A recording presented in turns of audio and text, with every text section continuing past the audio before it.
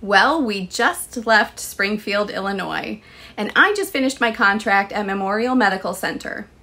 What did I think of the hospital? Would I return again? Stay tuned and you'll find out.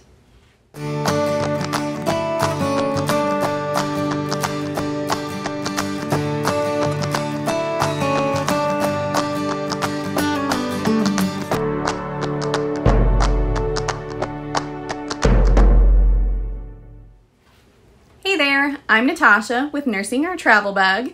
If it's your first time to our channel, welcome. Be sure to hit that subscribe button and ring that notification bell. I am a travel nurse and I go all over the country with my husband Bill, our two kids Bella and Will, and our dog Bernie here in our fifth wheel RV. On our channel, we like to share our family adventures, RV maintenance and product reviews, and of course, travel nurse videos. Today happens to be one of those videos, and I like to call it a travel nurse talk.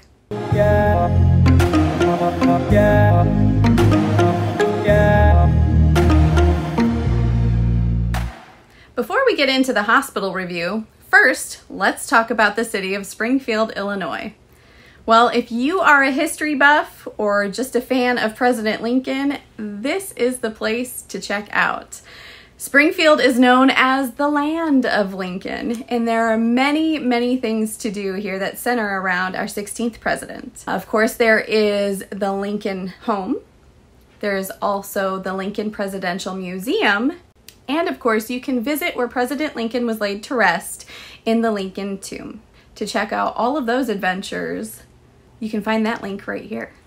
Aside from being rich in history, Springfield does offer more things for singles, couples, and families alike. What we liked most about Springfield was its fantastic location.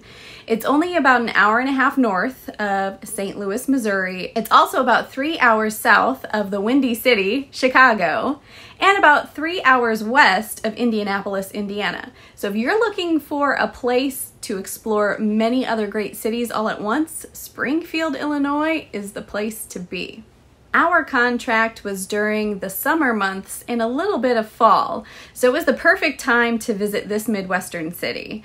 We stayed at a fantastic campground. Again, I'll link that review here. And we really enjoyed the area. But it does get cold and it does get snowy.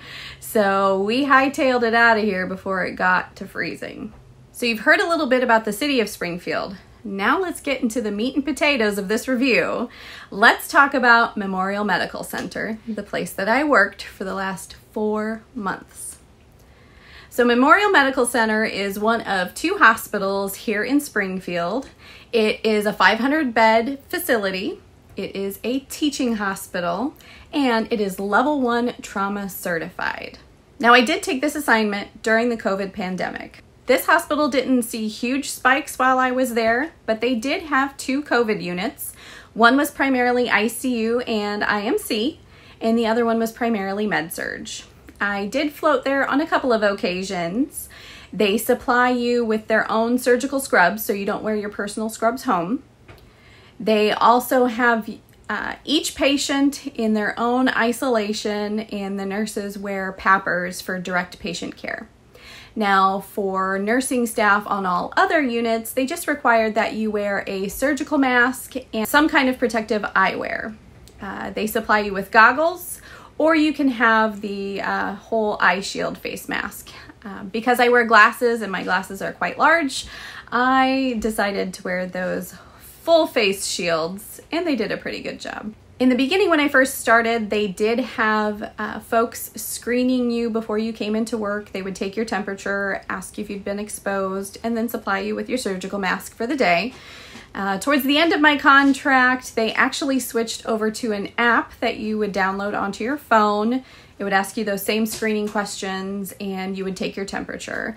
If you forgot to do it before you left home for work, they did have an infrared thermometer at the front entrance, but it was not accurate. It read my core temperature at least 2, if not 3 degrees lower than what it should be. The screening was their safeguard just to make sure that the employees coming into the hospital were safe and hadn't had any recent exposure. They were also constantly changing their policies about how they would deal with COVID exposures, whether you were exposed on your personal time or while you were at work. In the beginning, if you had any exposure, they were automatically furloughing you for 2 weeks. Towards the end, though, they were curbing that process because, hey, let's face it, we're healthcare workers. We need to be there to work. And in the event that you did have an exposure, then they would have you do more advanced monitoring. In fact, I was exposed to a patient while working on the unit, and that meant I was doing these daily questionnaires, even on my days off. And when I went to work, I was checking my temperature every 4 hours. So not really a big deal. Speaking of work, let's talk about the unit I happen to work on. At this hospital, I worked on the step-down or PCU unit, and it is quite large. In fact, the way they set up the unit itself was really interesting. It was like 2 triangles butted up against one another. It was really, really difficult to figure out where things were and to find my own way on the unit. And we would frequently get visitors who were lost and couldn't find the elevators. So the design of the unit isn't really great. And I most definitely got in more than 10,000 steps every single shift. It is a 38-bed single patient room unit, and the rooms are quite large. Of course, there's room enough for the patient bed, but they do also have an additional recliner if you were able to get your patients up and out of bed. And they had a pull-out sofa for visitors if they wanted to spend the night. This hospital was allowing visitors, but you were only allowed 1 visitor at a time, and that was only between the hours of 8 a.m. and 8 p.m., so we didn't have folks sleeping over. Each room also had a large bathroom with shower, but because these patients were very, very sick and they were constantly on the monitors, which were in the room, they weren't allowed to shower, so it was all bed baths for these patients. Probably my favorite part of every room is behind this door right here. This is a nurse server, so it has standard everyday supplies that you need in an instant. Of course, it has to go under lock and key because you can also lock up your patient's meds in here. So opening it up, you've got toilet supplies here. There's usually extra gowns and gloves here.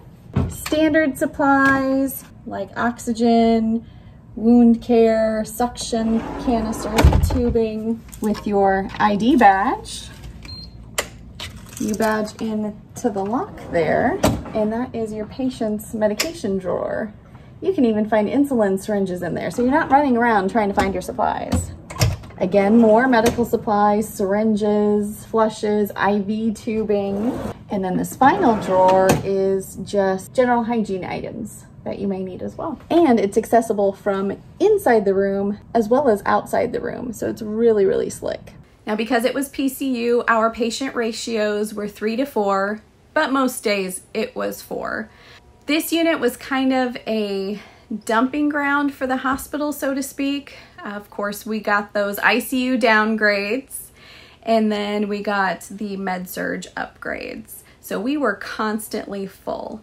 And let me tell you, these patients were sick.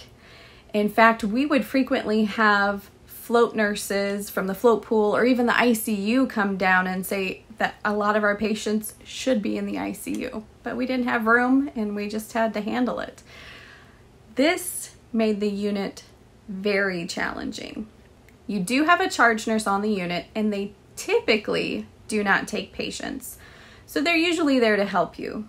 Now, yes, they do have techs on this floor, but they are techs, not CNAs. The techs would get the temperatures every 4 hours and the blood sugars and answer call lights, and that was really about it. In all honesty, most of the techs were not that great, and I really felt like I had 4 patients totally by myself. So it was a really, really tough unit to work.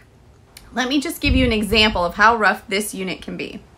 One shift in particular, we were already down one tech.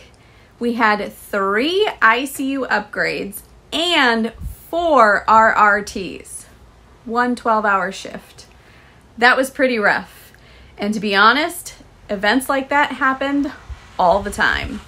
The manager liked to offer her help, but you never saw her come out of her office. So really, you were on your own.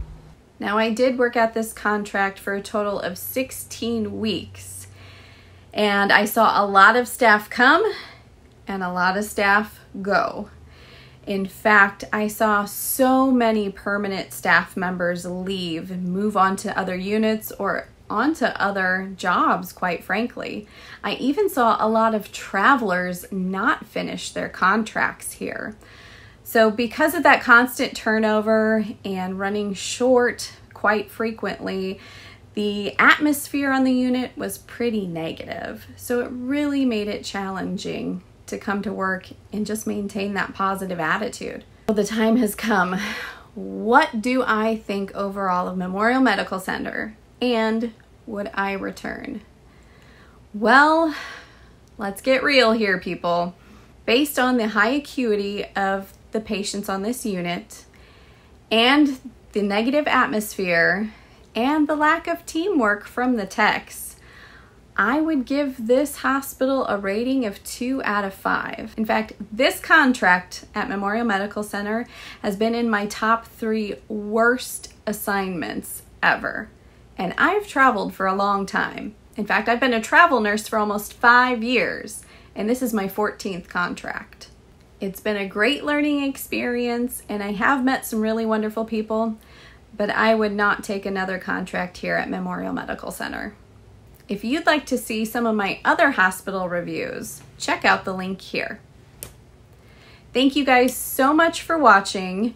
If you liked this video or found it informative, please give it a thumbs up. Don't forget to subscribe to the channel and leave me a comment down below. Have you worked at a really tough assignment? What have been some of your positive experiences and some of your negative experiences? What do you think? Would you give Memorial Medical Center a try? Well, this has been Natasha with Nursing Our Travel Bug, encouraging you to nurse what makes you happy.